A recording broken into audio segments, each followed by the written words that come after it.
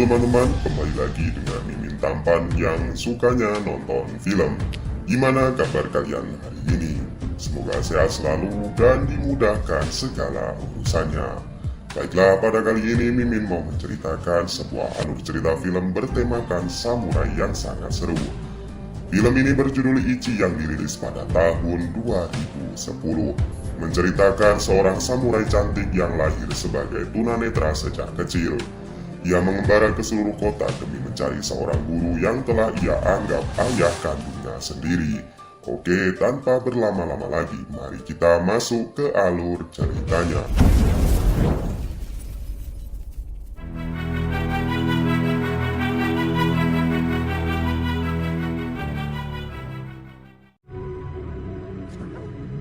Film dimulai dengan memperlihatkan seorang wanita cantik yang sedang memainkan samisen, sejenis gitar yang memiliki 3 senar.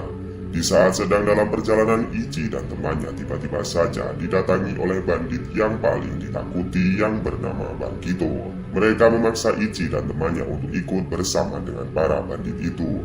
Ichi yang tidak mau mencoba mengangkat tongkatnya. Namun tiba-tiba dari arah depan muncul seorang samurai yang bernama Toma Fujihira. Ia berniat untuk melawan para bandit dan menyelamatkan Ichi. Namun berbeda dengan para samurai lainnya, Toma adalah seorang samurai yang penakut dan tidak memiliki nyali untuk mencabut pedangnya sendiri. Jalan terakhir Toma adalah memberikan seluruh uangnya kepada para bandit dan memintanya untuk berdamai. Namun niat jahat memang selalu licik dan ingin menang sendiri. Para bandit itu tetap kekeh untuk membawa Ichi bersama dengan mereka. Toma yang merepotkan kemudian diserang oleh bandit. Namun tiba-tiba saja Ichi yang tidak bisa melihat dan gesit menebas semua bandit itu tanpa ampun. Dan mereka semua tumbang. Dari salah satu kaki bandit itu terlihat cap yang menandakan klan bandit dari Bankito. Setelah itu Ichi berpisah dengan temannya demi mencari Zatoichi. Sedikit penjelasan, Zatoichi adalah seorang guru yang telah Ichi anggap sebagai ayah kandungnya sendiri. Namun Zatoichi memilih untuk mengembara dan menemukan hidupnya sendiri. Toma kemudian menyusul di belakang karena ia masih penasaran dengan Ichi. Setelah lama berjalan, Toma dan Ichi telah sampai di kota kecil bernama Bito. Mereka kemudian disambut oleh anak laki-laki yang bernama Kotaro. Ia bekerja sebagai pemandu penginapan. Kotaro mengungkapkan bahwa kota ini sudah tidak aman dan sering diganggu oleh para bandit klan Bankito. Ichi kemudian menanyakan di mana tempat orang-orang berjudi karena suatu tujuan. Setelah mereka sampai di sana, Toma kemudian ikut bermain judi. Sedangkan Ichi hanya mendengarkan aktivitas mereka dari sebelah ruangan. Nampak para pemain judi itu terlihat cap badannya sama seperti bandit yang dibunuh Ichi sebelumnya, yaitu cap klan bandit Bankito. Toma yang tidak ahli dalam bermain judi terlihat kalah dan menyisakan uang terakhir untuk bermain sekali lagi. Dari seberang ruangan, Ichi kemudian memberitahu isi angka dadu hanya dengan mendengarkan kocokan dari sang bandar. Dan ternyata prediksi Ichi sangat tepat sekali. Dan hal yang sama kemudian terjadi di beberapa permainan.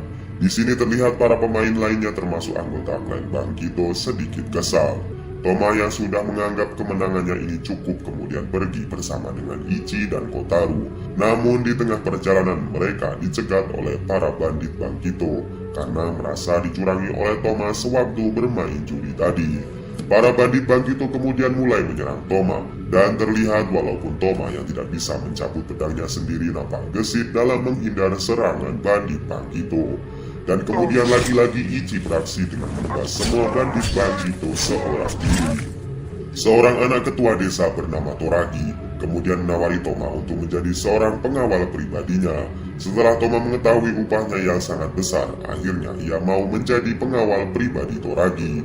Di dalam markas besar bandit Bankito, seorang tangan kanan yang bernama Izo dan bosnya yang bernama Banki menyadari bahwa dari bekas luka tebasan nampak bahwa samurai yang telah mereka lawan bukanlah samurai biasa, melainkan samurai yang memiliki jurus pedang samurai legendaris. Suatu hari Toma dan Ichi berselisih paham. Toma masih belum paham kenapa Ichi tidak mau bekerja dengan Toragi dan menolong para penduduk dari ancaman klan Bankito. Dan karena Ichi hanya diam, Toma kemudian menantangnya dalam duel pedang. Namun agar lebih aman, pedang yang akan digunakan dalam duel ini adalah sebuah kayu. Di luar dugaan, ternyata Toma lah yang menang dan membuat tangan lembut Ichi sedikit memar. Di sini Toma kemudian bercerita bahwa ia sebenarnya adalah anak dari seniman pedang klan Okada.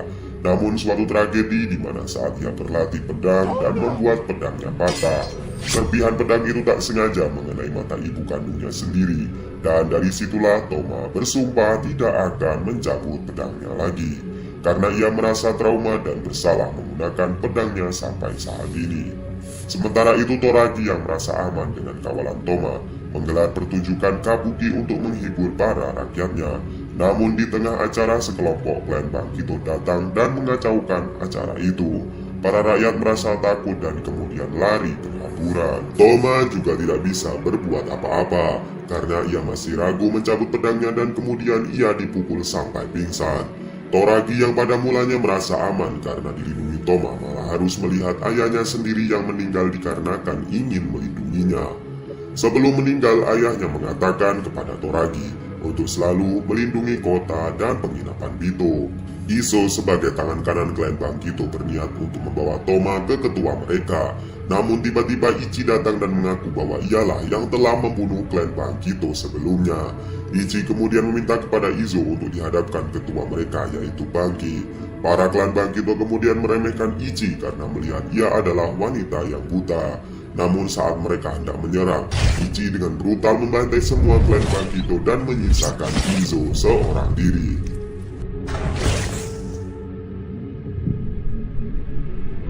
Izo kemudian yakin bahwa Ichi lah yang telah membantai klan mereka sebelumnya dan ia kemudian dibawa untuk menghadap ke ketua mereka yaitu Bangki. Ia kemudian menyuruh panglima perangnya menyerang Ichi dan lagi-lagi ia diremehkan. Namun lihatlah yang Ichi lakukan saat itu. Akhirnya sekarang saatnya Ichi berduel dengan Bangki, pemimpin klan ahli samurai paling ditakuti. Bangki yang melihat Ichi adalah samurai dengan kemampuan mendengar meminta kepada semua anak buahnya diam dan tidak bersuara sedikitpun. Dan benar Bangki tidak sama dengan lawan Ichi sebelumnya. Ia juga mengatakan pernah melawan pria tua buta yang sama dengan kemampuan Ichi. Dan benar saja Bangki bertubi-tubi dapat membuat Ichi terluka dan kemudian Ichi kalah dalam duel samurai serta pingsan. Ichi yang pingsan kemudian dimasukkan ke dalam penjara yang di dalamnya penuh dengan kerongkongan manusia yang meninggal di penjara itu. Dalam keadaan pingsan, Ichi bermimpi jika ia bertemu dengan Zatoichi di mana ia sudah menganggap sebagai ayah kandungnya sendiri. Dan benda pemberian Zatoichi sebelum ia pergi adalah sebuah lonceng yang menandakan sebuah mata. Nasib Toma juga tidak sama baiknya dengan Ichi. Ia dipukuli oleh klan Torakawa karena sudah dianggap sebagai penipu. Namun Toragi menghentikannya dan Toma masih dibutuhkan untuk mengalahkan klan Bangkito. Toma kemudian menyusun rencana untuk membebaskan Ichi bersama dengan Kotaro dan ayahnya. Alhasil mereka berhasil menyusup di gunung dan mengambil Ichi hidup-hidup. Melihat Ichi berhasil lolos, Bangki marah besar dan ia mengerahkan seluruh anak buahnya untuk menyerang kota penginapan Bito esok harinya. Ichi yang masih belum sehat kemudian mengatakan kepada Toma bahwa ia sudah tidak layak untuk hidup. Namun di sisa nafasnya, ia ingin bertemu sekali lagi dengan Zatoichi gurunya untuk memastikan ia ayah kandungnya atau bukan.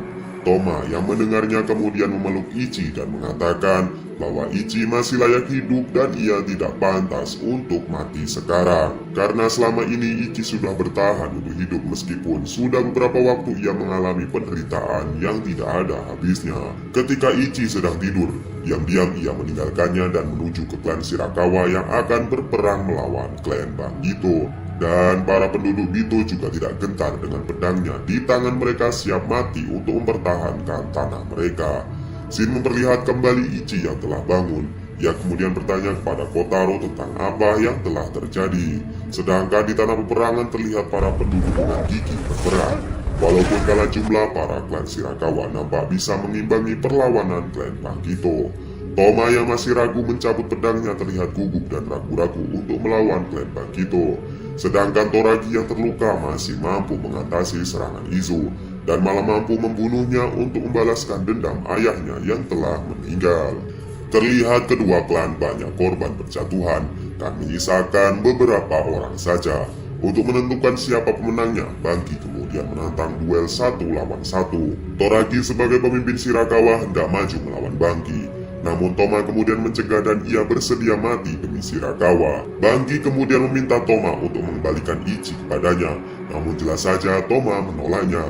Dan demi melindungi Ichi, Toma kemudian mengeluarkan pedangnya untuk pertama kali dan mengatasi trauma yang dialami selama ini.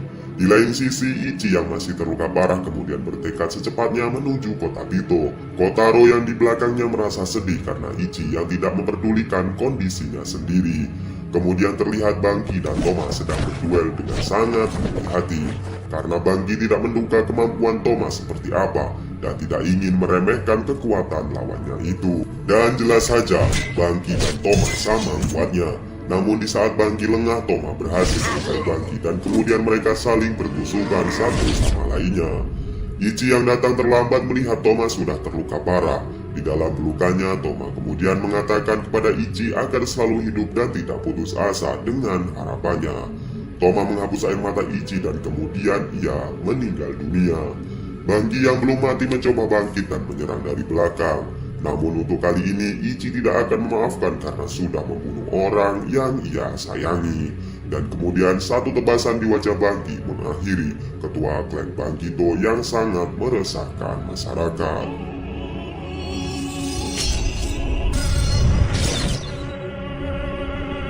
Klan Bangkito yang tersisa merasa ketakutan kemudian melarikan diri. Toragi kemudian membangun kotanya kembali demi pesan ayahnya untuk melindungi semua penduduk desa. Dan kemudian ia juga meneruskan kembali sebagai ketua klan Shirakawa. Bersama dengan Kotaro, Ichi kemudian memainkan lagu kesukaan Toma di depan makamnya.